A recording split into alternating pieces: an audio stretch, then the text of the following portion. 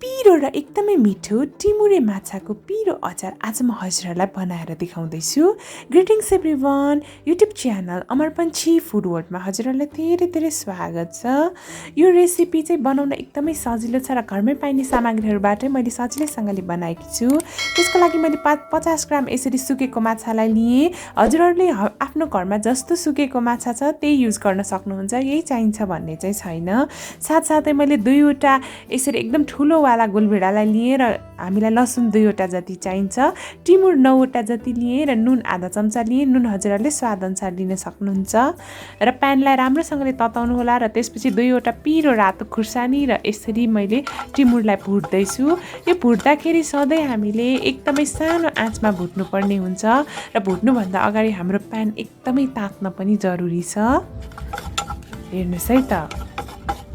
र अचारलाई कसरी अझै मिठो टेस्टी बनाउन सकिन्छ भन्ने सिक्रेट आज म हजुरहरूलाई सेयर गर्दैछु। त्यसपछि यो माछा पनि एकदमै लो फ्लेममा 1 मिनट हामीले भुट्नुपर्छ।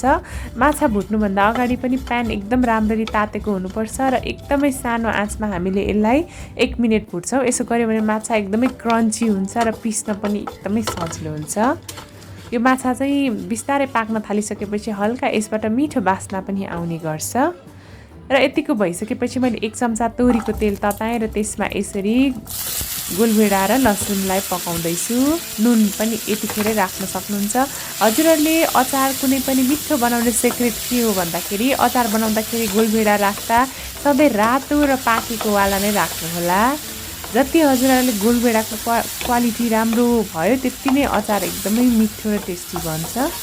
यसलाई चाहिँ हल्का ग्रेभी नहुन्जेल हामीले पकाउनु पर्छ। लगभग 1 मिनट जति पकाइसकेपछि यस्तो भयो। लसुन चाहिँ हजुरहरूले नपकाइकन डाइरेक्ट राख्न पनि सक्नुहुन्छ, तर कसैलाई चाहिँ लसुनको काँचो स्मेल मन पर्दैन भने यसरी पकाएर हाल्दाखेरि पनि एकदमै टेस्टी बन्छ। अब चाहिँ सुरुमा मैले यसरी टिमुर र यो खुर्सानीलाई पिस्न जाँदैछु। यो पिसिसकेपछि खलमा मैले यसरी पिस्दैछु। यो माछालाई हामीले कुनै पनि अचार खलमा पिसेर बनायो भने एकदमै टेस्टी हुन्छ। यो चाहिँ ग्राइन्डरमा पिस्नुभन्दा पनि खलमा पिस्नु होला। यो पुरै पिसिरहनु चाहिँ पर्दैन, हल्का दरदरा भयो हुन्छ यसरी। हेर्नुहोस् है त। त्यसपछि यो अघि हामीले पकाएको गोलभेडाको प्युरीलाई पनि पिस्दै जान्छौँ हामी यसरी। यो अचार हजुरहरूले खाना, रोटी, नान, परोठा जेसँग खानु भए पनि एकदमै मिठो हुन्छ। मलाई चाहिँ खानासँग नै मिठो लाग्छ यो अचार। बनाउन पनि एकदमै सजिलो छ। टिमुरे माछा भनेर चाहिँ मैले यसलाई नाम राखेकी छु, किनभने यो माछामा टिमुर राखेर बनाउँदा एकदमै स्वादिलो र एकदमै टेस्टी हुन्छ। र यतिको भइसकेपछि चाहिँ मैले यो माछामा अघिको टिमुर र खुर्सानी राखेँ। त्यसपछि यो मैले पेस्टलाई पनि राखिने, गोलभेडाको पेस्टलाई। अब यसलाई एकदमै समय दिएर 1-2 मिनट मजाले मिक्स गर्नुपर्ने हुन्छ हामीले। हेर्नुहोस् है त। यसलाई चाहिँ एज अ स्न्याक्सको रूपमा पनि खान सक्नुहुन्छ। माछामा भरपुर मात्रामा प्रोटिन हुन्छ यो सानो माछामा चाहिँ। र अब म हजुरहरूलाई सर्भ गरेर देखाउँछु है त। हेर्नुहोस् त, वाउ कस्तो खाउँ लाग्दो भइसकेको छ। म चाहिँ टेस्ट पनि गर्दैछु।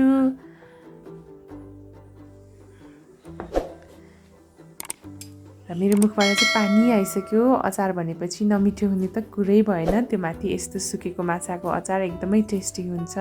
आजको रेसिपी हजुरहरूलाई कस्तो लाग्यो त? मन पर्यो भने भिडियोलाई लाइक, कमेन्ट र सेयर गर्न नबिर्सनु होला। र मैले कुनै पनि रेसिपी हजुरहरूले बनाएको हेर्न चाहनुहुन्छ भने तल कमेन्ट सेक्सनमा कमेन्ट गर्न सक्नुहुन्छ। Thank you so much for watching. Have a nice day. Happy cooking to all of you. Bye bye. सबैजना सुरक्षितसँगले घरमै बस्नु होला। अहिले कोरोनाको समय छ।